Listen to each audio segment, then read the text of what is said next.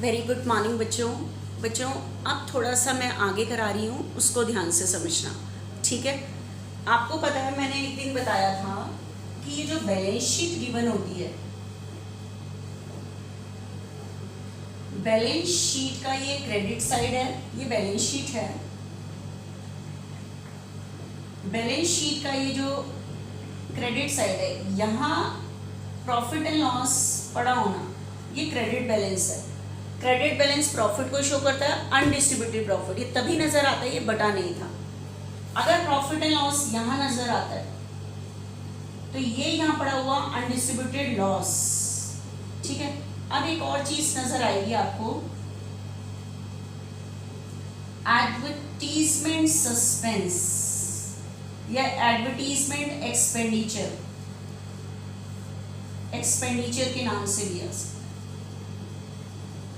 अब ये पड़ा हुआ यहाँ क्या शो करता है, इसको ध्यान से सुनना। मैंने change in profit sharing ratio chapter में भी बताया था कि ये किस लिए पड़ा होता है। आपको पता है, ये पता है ये अनडिस्ट्रीब्यूटेड प्रॉफिट है तो न्यू पार्टनर के आने से पहले आप इसे ओल्ड रेशियो में बांटोगे। ये अनडिस्ट्रीब्यूटेड लॉस है, न्यू पार्टनर के आने से पहले इसे बांटोगे। अब इसका क्या करोगे, जो एडवर्टीजमेंट पड़ा हुआ है, इसका ट्रीटमेंट बिल्कुल अनडिस्ट्रीब्यूटेड लॉस की तरह है, लेकिन ये क्यों पड़ा होता है उसका लॉजिक बता रही हूँ मैं आपको, ध्यान से सुनना। बच्चे आपको पता है बिजनेस में अगर कुछ भी पे होता है, जैसे सैलरी पे होती है, बताओ सैलरी, जितने भी एक्सपेंडिचर होते हैं, एक्सपेंडिचर डेबिट में आते हैं, एंट्री होती है salary account debit to cash. Wages पे हो रही है तो wages account debit to cash. आपको पता है जितने भी आप एक्सपेंस डेबिट कर रहे हो, eight the end of year हम अपने सारे एक्सपेंडिचर को प्रॉफिट एंड लॉस में ट्रांसफर करते हैं। क्यों ट्रांसफर करते हैं? क्योंकि हमें अपने बिजनेस का प्रॉफिट निकालना होता है। ठीक है, तो जब हमें अपने बिजनेस का प्रॉफिट एंड लॉस निकालना होता है तो अकाउंट बनता है बच्चे एक प्रॉफिट एंड लॉस अकाउंट, और साथ में बनती है बैलेंस शीट। क्या बनती है? Balance sheet. अब ध्यान से सुनना, ये जितने भी एक्सपेंडिचर होते हैं, आपको मैंने बताया था अमेरिकन सिस्टम के अकॉर्डिंग 5 टाइप के अकाउंट्स होते हैं, assets account, capital account, liabilities account, expense account, income account, ये पड़े होते हैं। आपको पता है ये जो एक्सपेंस और इनकम है, expense eight the end of year profit and loss में यहाँ ट्रांसफर हो जाती है, इनकम यहाँ ट्रांसफर हो जाती है। ट्रांसफर कैसे होती है आप बताओ? ये खर्चे डेबिट है, डिक्रीज पे क्रेडिट हो जाते हैं, और ये ट्रांसफर हो जाते हैं प्रॉफिट एंड लॉस में। खाली एक खर्चा नहीं, सारे। तो देखो सैलरी डेबिट थी, डिक्रीज पे क्रेडिट, कि जब ये प्रॉफिट एंड लॉस में ट्रांसफर है, क्योंकि साल के एंड में प्रॉफिट एंड लॉस अकाउंट बनता है हमें प्रॉफिट और लॉस निकालने के लिए, तो खर्चे डेबिट में ट्रांसफर हो जाते हैं, इनकम क्रेडिट में ट्रांसफर हो जाती है। तो ये जो ट्रांसफर करते हैं जब हम, तो ये ट्रांसफर की एंट्री खर्चे के बैलेंस को खत्म करती है, क्योंकि एक्सपेंस डेबिट है, डिक्रीज पे क्रेडिट, और कहाँ ट्रांसफर हो गया? Profit and loss. तो आप इसे ट्रांसफर की भी एंट्री कह सकते हो, या आप ये कह सकते हो कि हमने अपने खर्चे को राइट ऑफ किया, एक्सपेंडिचर को राइट ऑफ किया, मतलब खत्म किया, out of profit and loss. कहाँ से राइट ऑफ किया? प्रॉफिट एंड लॉस से।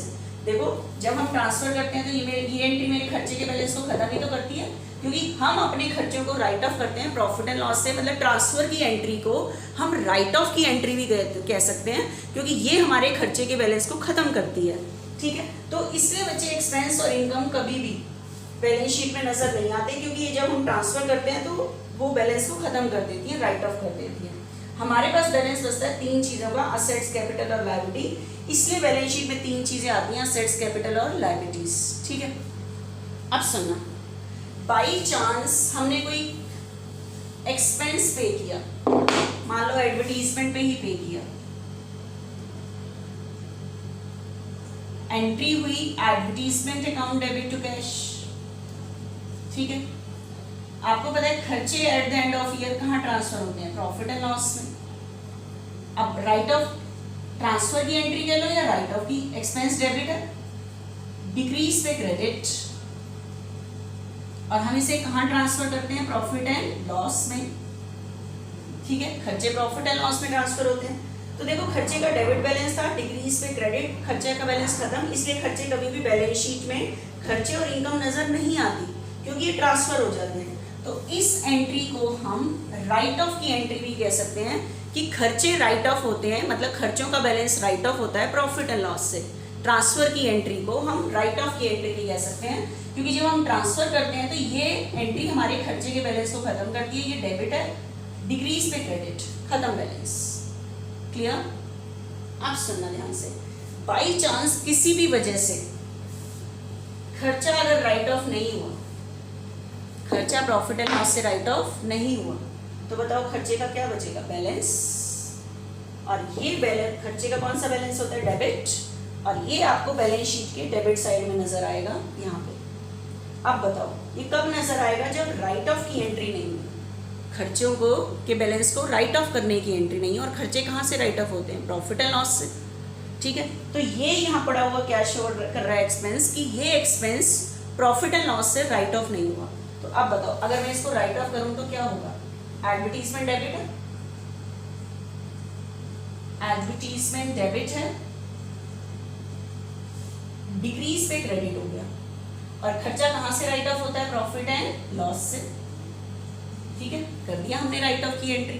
तो अब बताओ एडवर्टीजमेंट का डेबिट बैलेंस था, डिक्रीज पे क्रेडिट, तो अब मेरे पास किसका डेबिट बैलेंस आ गया? प्रॉफिट एंड लॉस का डेबिट बैलेंस आ गया। प्रॉफिट एंड लॉस का डेबिट बैलेंस क्या शो करता है? Undistributed loss. ठीक है, इसे कौन बांटते हैं? पार्टनर्स, ओल्ड रेशियो में।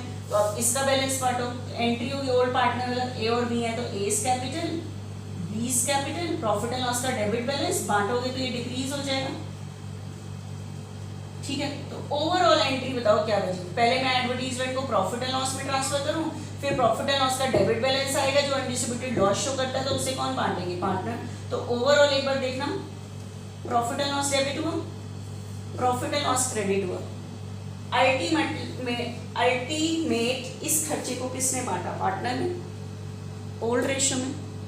ठीक है, तो ध्यान से सुनना, ओवरऑल एंट्री वही तो आई अनडिस्ट्रीब्यूटेड लॉस की तरह, A is capital, B is capital, to advertisement expense.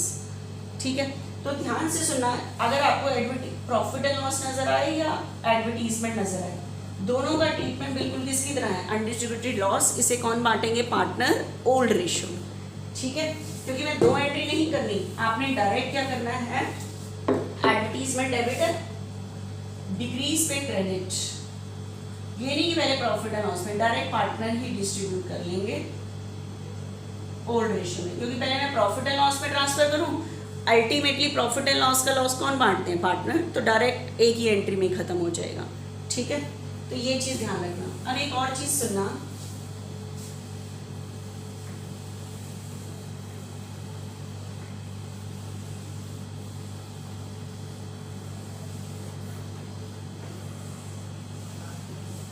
Next sum करने से पहले एक और चीज़ सुनो। आपको मैंने बताया था कि जितने भी रिजर्व होते हैं, फंड होते हैं, प्रॉफिट से बनते हैं। ठीक है, अब एक और मैं फंड का नाम बता रही हूँ, ध्यान से सुनना। बच्चे जब ए और बी बिजनेस कर रहे थे, रेशियो थी 3:2, ओल्ड रेशियो। इनको अपने बिजनेस में प्रॉफिट एंड लॉस से प्रॉफिट हुआ। प्रॉफिट एंड लॉस का क्रेडिट बैलेंस होता है। आपको मैंने बताया था कि कई बार लॉस होने के चांसेस होते हैं, तो हम प्रॉफिट का कुछ पार्ट रिजर्व में डाल देते हैं। तो इन्होंने क्या किया? प्रॉफिट का कुछ पार्ट एक फंड या रिजर्व उसमें डाल दिया और उस फंड का नाम रखा प्रोविडेंट फंड। ठीक है, अब आप क्या कहोगे कि मैम ये फंड कहाँ से बना है? प्रॉफिट से बना है, तो इसका भी कौन सा बैलेंस होगा? क्रेडिट बैलेंस होगा। ठीक है, और ये भी बैलेंस शीट के क्रेडिट साइड में नजर आएगा मैम, प्रोविडेंट फंड। और ये कहाँ से बना है? प्रॉफिट से बना है और ऐसे प्रॉफिट से जो बांटा नहीं था, तो ये यहाँ पड़ा हुआ, मान लो हमने 60,000 डाले हैं। ठीक है, तो ये यहाँ पड़ा हुआ क्या शो करेगा? Undistributed profit. तो न्यू पार्टनर के आने से पहले आप इसको क्या कर लोगे? डिस्ट्रीब्यूट ओल्ड रेशियो में। डेफिनेट है, जैसे मैंने सारे रिजर्व के बारे में बताया है। लेकिन बच्चे प्रोविडेंट फंड अनडिस्ट्रीब्यूटेड प्रॉफिट से नहीं बनता। ठीक है। क्या होता है प्रोविडेंट फंड का लॉजिक ही कुछ और है, ध्यान से सुनना। ये किस लिए बनता है? ये जो ए और बी पार्टनर है, आपको पता है इसके अंदर एम्प्लॉइज काम करते हैं। बच्चे एक चीज़ बताओ, आपको पता है ये जो कुछ एम्प्लॉइज जैसे गवर्नमेंट एम्प्लॉई होते हैं, जब वो रिटायर होते हैं तो उनको बहुत सारा पैसा मिलता है अपनी डेजिग्नेशन के अकॉर्डिंग। किसी को 30 लाख, किसी को 40 लाख मिलते हैं। क्या गवर्नमेंट के पास बच्चे इतना पैसा है कि एक एक एम्प्लॉई की रिटायरमेंट पे उसे इतना पैसा दे रही है? बच्चे आपको पता है ये जो प्रोविडेंट फंड का पैसा है, ये क्या होता है कि जब वो एम्प्लॉई काम कर रहे होते हैं तो उनकी सैलरी से पैसे कटते हैं और वो प्रोविडेंट फंड में डाले जाते हैं। उनकी एम्प्लॉय की सैलरी से कटे हुए पैसे ही प्रोविडेंट फंड में डाले जाते हैं, और जितना एम्प्लॉय की सैलरी से कटता है उतना गवर्नमेंट भी डालती है। मान लो एम्प्लॉय की सैलरी से अगर 6000 कट रहा है तो 6000 एम्प्लॉय की सैलरी से कटा, 6000 गवर्नमेंट ने डाला प्रोविडेंट फंड में। इसका पूरा नाम है EPF, एम्प्लॉय प्रोविडेंट फंड। ठीक है, तो ध्यान से सुनना है। इस प्रोविडेंट फंड में जो पैसा डल रहा है उस पे ऊपर किसका राइट है? एम्प्लॉय का। पार्टनर का राइट नहीं है, ऑनर का राइट नहीं है। ठीक है, तो ये जितना भी प्रोविडेंट फंड में पैसा इकट्ठा होता है ये सारा रिटायरमेंट पे दे दिया जाता है। ठीक है, तो अब ध्यान से सुनना। पहली बात तो ये पार्टनर का राइट नहीं है, ये एम्प्लॉयज के लिए खुला होता है कि जैसे ए और बी पार्टनर है, ऑनर है, इनके अंडर एम्प्लॉयज काम करते हैं। और आपको पता है एम्प्लॉय को जब ये सैलरी देते हैं, मान लो किसी एम्प्लॉय को सैलरी देते हैं ये 50,000, ठीक है, उसके ऊपर इन्होंने इसका 12% PF काटा। कितना काटा?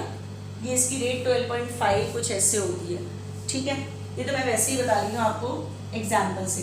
तो 6000 इसकी सैलरी से कटा और बिजनेस में इसका एक अकाउंट खुला हुआ है EPF that means employees provident fund.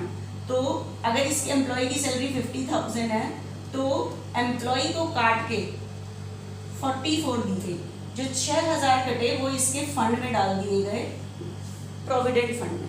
अब ये जो प्रोविडेंट फंड में खाली 6 नहीं डले, ए और बी ने, ऑनर ने भी इसके अंदर 6 डाले, अपने लिए नहीं डाले, ये एम्प्लॉय के लिए डलते हैं, ये रूल होता है, रिटायरमेंट बेनिफिट है ये।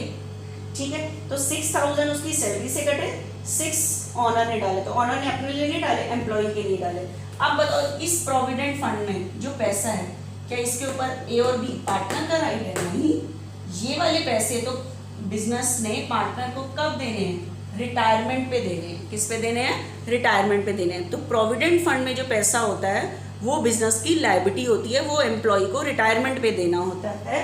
तो प्रोविडेंट फंड का पैसा पार्टनर डिस्ट्रीब्यूट नहीं कर दे। प्रोविडेंट फंड तो बिजनेस की क्या होती है? लायबिलिटी। जैसे और लायबिलिटीज पड़ी होती हैं वैसे प्रोविडेंट फंड की लायबिलिटी भी पड़ी रहेगी। तो ये अनडिस्ट्रीब्यूटेड प्रॉफिट नहीं है कि कहो प्रॉफिट से बनता है, इस पे पार्टनर का राइट है, इसे ओल्ड रेशियो में बांट लेंगे एग्रीमेंट चेंज से पहले, ऐसा नहीं है। प्रोविडेंट फंड में एम्प्लॉई का राइट, प्रोविडेंट फंड के पैसे पे एम्प्लॉई का राइट होता है और उनका आपका खुद का, बेशक से ऑनर ने भी जो डाला है ना पैसा, वो अपने लिए नहीं डाला, एम्प्लॉई के लिए डाला। ये सारा पैसा इकट्ठा होके एम्प्लॉय को रिटायरमेंट पे दिया जाएगा। ठीक है, तो एम्प्लॉय प्रोविडेंट फंड के पैसे बिजनेस की लायबिलिटी होती हैं, ये एम्प्लॉय को रिटायरमेंट पे देनी है, ये पार्टनर डिस्ट्रीब्यूट नहीं कर सकते।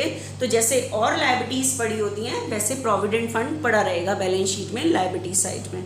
ठीक है, क्योंकि लायबिलिटी होती है, तो प्रोविडेंट फंड अनडिस्ट्रीब्यूटेड प्रॉफिट नहीं है, ये बिजनेस की लायबिलिटी होती है। ठीक है बच्चा, अब देखना बच्चे इसके बेस पे मैं आपको, हमने इलस्ट्रेशन कर ली थी 57 तक, अब मैं आपको नेक्स्ट इलस्ट्रेशन एक और करा रही हूँ 58। इसके अंदर थोड़े से रिजर्व है, थोड़ा सा ध्यान से देखना है क्या चीज़ करा रही हूँ।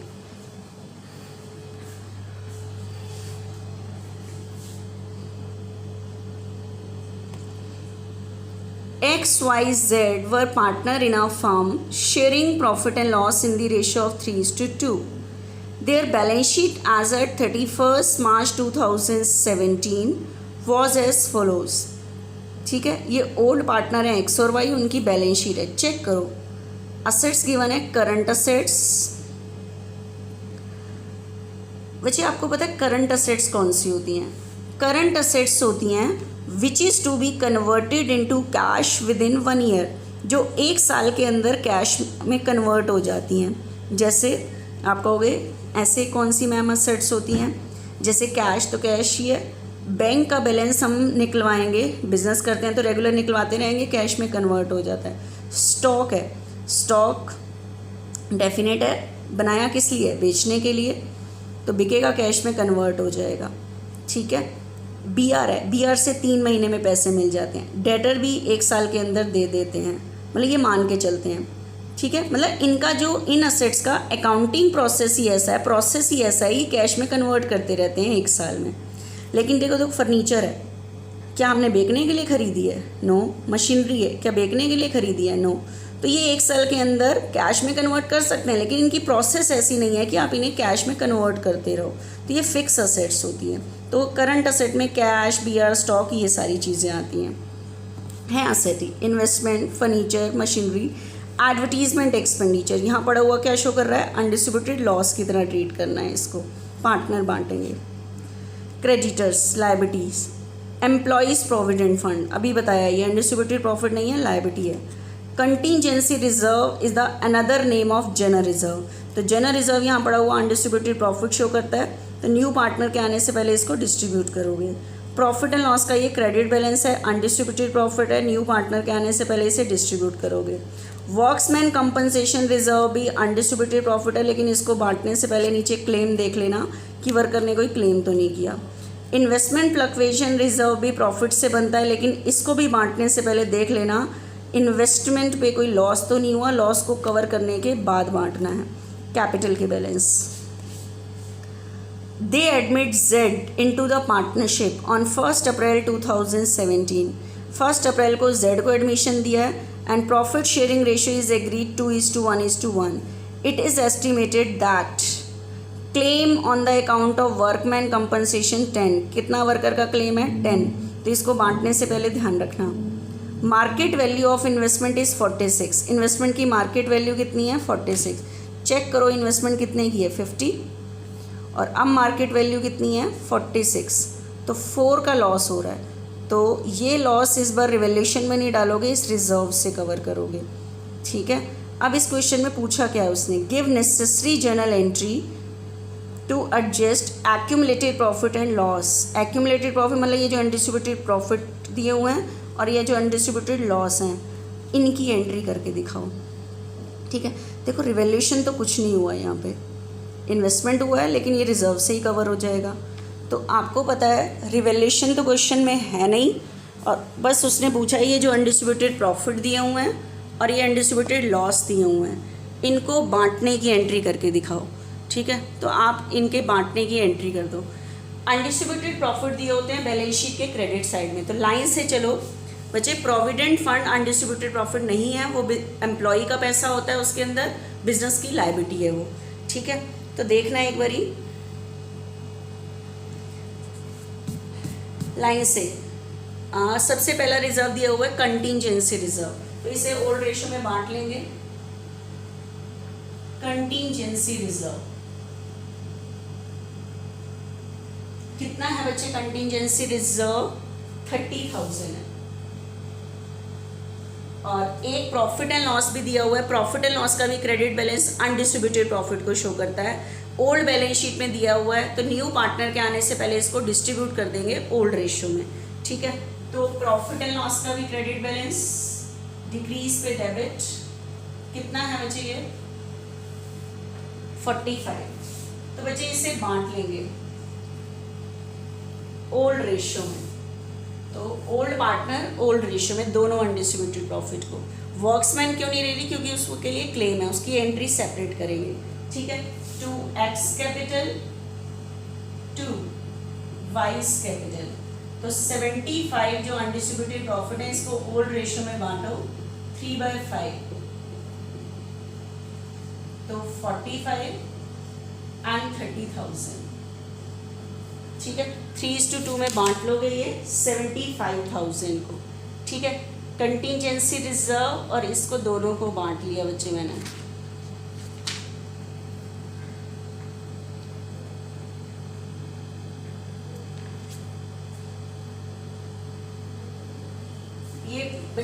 नहीं है, लाइन से बुक की तरह, मतलब जो चीज़ है मैं लाइन से करती जा रही हूँ। तो ये दोनों पूरे बटने हैं तो इसलिए ये हो गया। उसके बाद एक और रिजर्व दिया हुआ है वर्क्समैन कंपनसेशन। इसका नरेशन लिख देना, balance of contingency reserve and balance of profit and loss transfer to old partners in old ratio. अब नेक्स्ट रिजर्व दिया हुआ है बच्चे वर्क्समैन कंपनसेशन रिजर्व। ठीक है, बताओ वर्क्समैन कंपनसेशन रिजर्व 18 है, लेकिन ये स्पेसिफिक रिजर्व है। इसको बांटने से पहले देखो आज की डेट तक कोई वर्कर का क्लेम तो नहीं है। अगर क्लेम होगा वो बैलेंस शीट के नीचे होगा। यस, क्लेम दिया हुआ है बच्चे 10, तो इसमें से आपने इतने पैसे वर्कर को देने हैं। Claim for workmen compensation 10। अब मुझे बताओ बाकी कितने बचे, 8। तो 8 को ओल्ड पार्टनर डिस्ट्रीब्यूट कर लेंगे to X capital to Y's capital. कितने और बचे, 8 ओल्ड रेशियो में 3:2, 3/5 48 32। ठीक है, लेकिन ना क्लेम फॉर वर्क्समैन कंपनसेशन। ठीक है, make provision for worksman, provision made for worksman compensation and excess compensation reserve transfer to old partners capital account in old ratio। बाकी बचा old partner ने बांट दिया। बच्चे बुक में उसने कुछ अलग किया हुआ है, अफेक्ट वही का भैया, हम लाइन से एंट्री जैसे मैंने आपको बताई है वैसे करते जा रहे हैं। नेक्स्ट रिजर्व दिया हुआ है बच्चे इन्वेस्टमेंट फ्लक्चुएशन रिजर्व। मैं पहले अनडिस्ट्रीब्यूटेड प्रॉफिट वाली लाइन ले रही हूँ, लाइन से कर रहे हैं। ठीक है, उसके बाद investment fluctuation reserve. Investment fluctuation reserve बताओ कितना दिया हुआ है। इन्वेस्टमेंट फ्लक्चुएशन रिजर्व आपके पास इलस्ट्रेशन 58 है बच्चे, ये इलस्ट्रेशन 58। ठीक है, तो इन्वेस्टमेंट फ्लक्चुएशन रिजर्व मेरे पास है बच्चे 25। लेकिन ये पूरा डिस्ट्रीब्यूट करने से पहले देखो इन्वेस्टमेंट पे लॉस तो नहीं हुआ। इन्वेस्टमेंट पे बच्चे लॉस है, इन्वेस्टमेंट अंदर है 50 की और इन्वेस्टमेंट फ्लक्चुएशन रिजर्व 25 है ये। ठीक है, इस पे हमारे को लॉस हो रहा है 4000 का। ठीक है, तो असेट डिक्रीज हो रही है, इन्वेस्टमेंट क्यों क्रेडिट हो रही है, डिक्रीज हो रही है इतने से 4 से।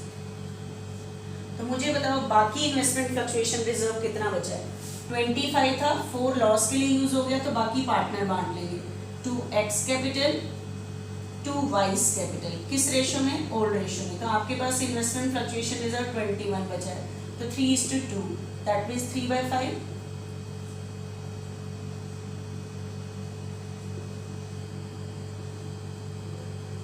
$12,600 तो इसको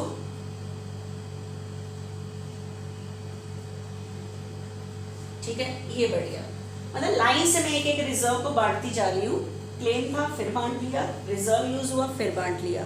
लिख देना इसमें क्या नाम है, excess investment fluctuation reserve transfer to old partners capital account in old ratio. अब बैलेंस शीट के क्रेडिट में बस बच्चे इतने ही रिजर्व दिए हुए हैं 58 इलस्ट्रेशन में, जो न्यू पार्टनर के आने से पहले डिस्ट्रीब्यूट करने हैं ओल्ड रेशियो में, क्योंकि ये रिजर्व बने हुए हैं अनडिस्ट्रीब्यूटेड प्रॉफिट से, उन पे ओल्ड पार्टनर का राइट है ओल्ड रेशियो में।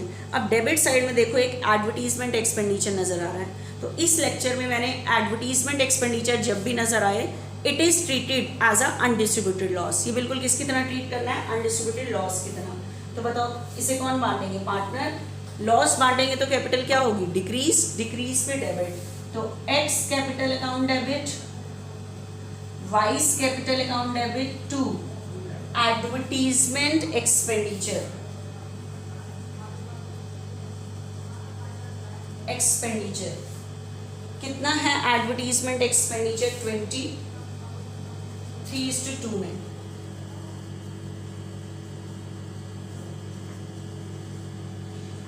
$12,000, $8,000। तो advertisement balance of advertisement expense transfer to old partners capital account in old ratio. तो एडवर्टीजमेंट सस्पेंस नज़र आ जाए या प्रॉफिट एंड लॉस का बैलेंस, ओल्ड पार्टनर बांटेंगे, ओल्ड रेशियो में डिस्ट्रीब्यूट करेंगे। तो इलस्ट्रेशन 58 है, ये इसे कंप्लीट करना। तो उसने कहा था जर्नल एंट्री करो अनडिस्ट्रीब्यूटेड प्रॉफिट जो दिया हुआ है बैलेंस शीट में, एक्यूमुलेटेड वही अनडिस्ट्रीब्यूटेड, एक्यूमुलेटेड होते इकट्ठे हुए जो अभी तक डिस्ट्रीब्यूट नहीं हुए, तो उनके डिस्ट्रीब्यूशन की एंट्री करके दिखानी थी। ठीक है, तो नेक्स्ट सम हम करेंगे नेक्स्ट लेक्चर में, आज आप इतना करेंगे।